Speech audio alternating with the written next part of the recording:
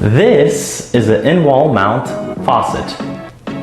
In this video, I'll show you how to install it in my master bathroom. Stick around to the very end to see what kind of mistakes I made. Since I made 2 of them, I definitely improved and learned from the first one when I was doing the second one, so you'll see that. And then there's one big mistake that I made that you'll see at the very end. So let's begin.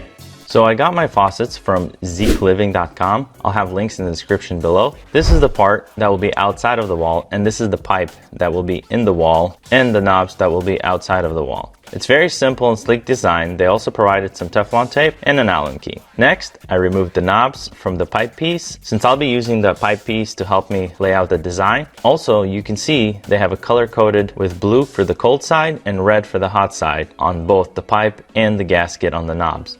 So as you can see, I don't have my granite here, but I know from here I'll have my granite top, and then I'll have that little slab, so that's where that ends. And then I measured basically the top, the bottom of here, assuming like this, measured it in my other bathroom to give me that distance, and then I also measured this distance right here and basically added all my distances, which became 9/3/8. Then measured from here to my center is 9/3/8. So that's approximately where my faucet's gonna stick out of.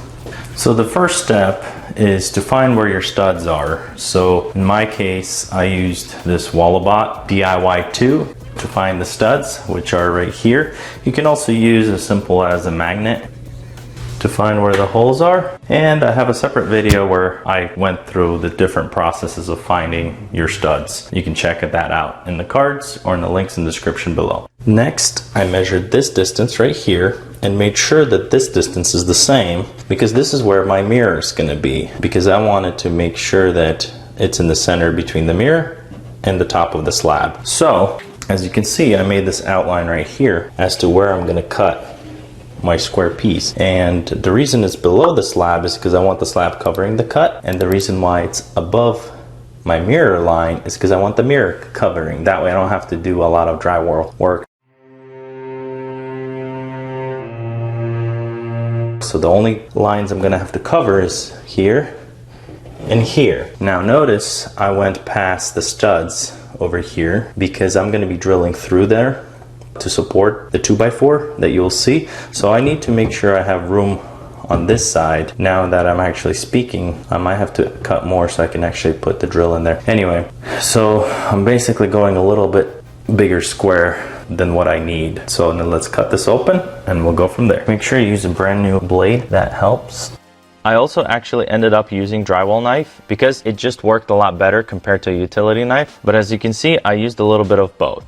And here's what it looks like when the drywall was off. I ended up putting the cut piece back because I needed to transfer my vertical and horizontal lines to the wall. This way I can take the piece off and transfer the horizontal line to the wood studs. Next, I placed my pipe in the center and cut the piece and traced the circles with the pipe. I used this hole saw bit and drilled out 3 holes. Next, I transferred my lines to the 2x4s so that I know where to drill the hole for the pipe. Then I measured the center mark and transferred it to the other 2x4. Next, I drilled out the hole, and I ended up using my oscillating tool along with the chisel to make the holes bigger so I can fit the pipe in. Next, I measured the distance and inserted the 2x4. I then placed the piece of pipe and made sure that everything was leveled. Once it was leveled, I secured it with some screws on both sides. Next, I took a small nipple, put some Teflon tape, and added some pipe goop to it and threaded it into the piece of pipe. Because the nipple is bigger in the middle than the threads, I safely placed it into my vise and tightened it as much as I could. You gotta be very careful because you don't want to damage the threads. Then I took a hole saw and made a hole in my cabinet. I also made a hole in the drywall as well.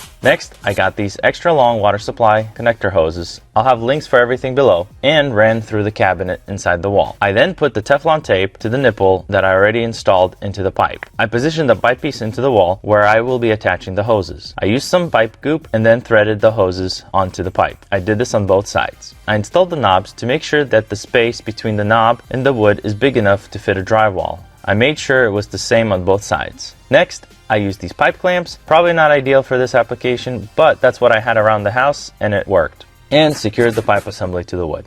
So I put these shims right here and clamped it like this. So this assembly has been a pain in the butt. because there's no good way to mount it. Other than that, the look of the valve is beautiful, but this design, it's just there's nothing to clamp it. So if you look at my level, it's pretty leveled, which is good. I have enough space here, which is good. Enough space here, which is good. So now it's time to test.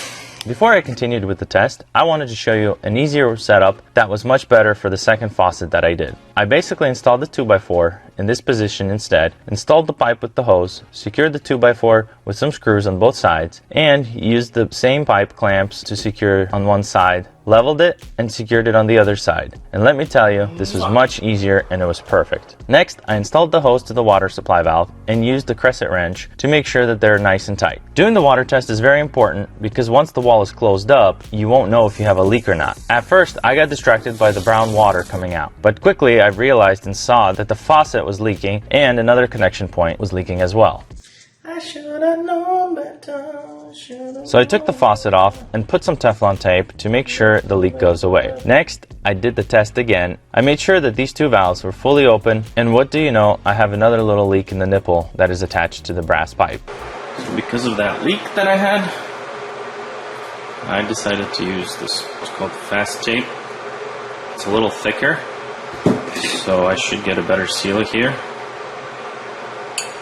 Same thing here, because the other one I had a leak, so we'll see how this goes. When doing these water tests, it's a good idea to use a dry rag so that you can see where the leaks are coming from. As you can see, I had a little spot dripped on this one as well from the faucet. I just used my hands and tightened the faucet a little bit more, and that fixed the problem. Next, I used one of these, snapped them apart, and installed them on the hoses just to cover the big holes and give it a nice finished look. I then took the knob apart by unscrewing this little piece, then pulling out the cap, removed the cover, and unscrewed the last cover. This way, I only have this brass piece left that I can actually use a wrench and tighten it nice and snug. Next, I disassembled the faucet and made sure to have a bowl nearby, as it will have water after your leak test. I then placed the faucet into a Ziploc bag so that the greased up O-rings can be kept nice and clean. I stuck a little piece of paper towel to prevent from more leaks and so that the pipe can stay clean. Next, I took some measurements to know exactly where the knobs in the faucets are so that I can transfer them into the drywall and make some more holes. I used my hole saw again that I have as part of the set and drilled out the 3 holes. This last hole didn't cut all the way through, so I had to use the blade to cut off the paper on the drywall. I then used the sharp blade on my utility knife and cleaned up all the corners on the drywall so that it's easy to install the drywall without any problems. It's also a good idea to mark the center of the studs so you know where to screw in the drywall. I then installed the board with 2 drywall screws. I made sure to tape the knobs with some blue tape before beginning the messy part of the drywall. I have a detailed video in the description or at the end of this video that you can check out if you're interested. But typically the process goes like this. Apply some drywall mud, then apply some tape, then apply some more mud. Then you sand the crap out of it so that it's as smooth as baked bottom. Then you apply some texture with a sponge like this and use this special tool to knock down if you're doing knockdown like me. Then after it's all dry, give it a little bit of sanding one more time and you're ready to paint over it. And finally, now that the wall is complete, I took off the tape from the knobs, wiped them down so that they're nice and clean, and began to assemble the faucet again. Then I assembled the knobs by installing the cold on the right hand side. Basically the installation is reverse order from when I took it apart. Then I did the same thing on the hot knob, and the faucet was complete. But what about the promised mistake, you may ask? So here it is. I failed to tell the countertop guys to make the sink closer to the wall, but instead they kept the same distance as if I had faucets coming out from here. And here's my results. Check out these pictures.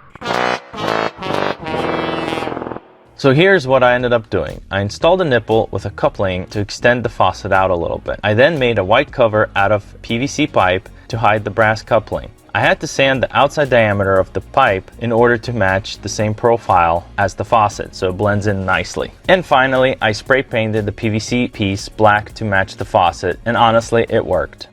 And here's the final results. As you can see here, you can't tell that this part was made. It looks like it belongs there, and it's nice and clean, and I still have